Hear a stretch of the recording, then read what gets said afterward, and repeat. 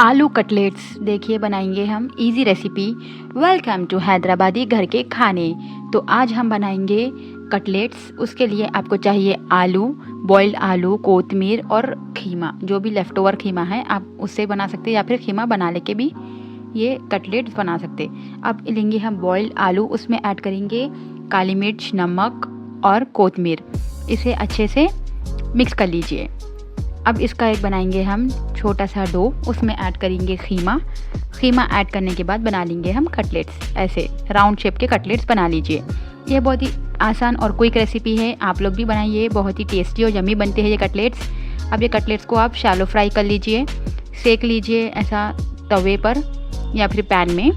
अब देखिए बनकर रेडी है हमारे आलू के कटलेट्स, जो क्रिस्पी भी है और सॉफ्ट भी है। आप ये आपके बच्चों को भी खिला सकते हैं। So do subscribe to my channel. Thank you for watching.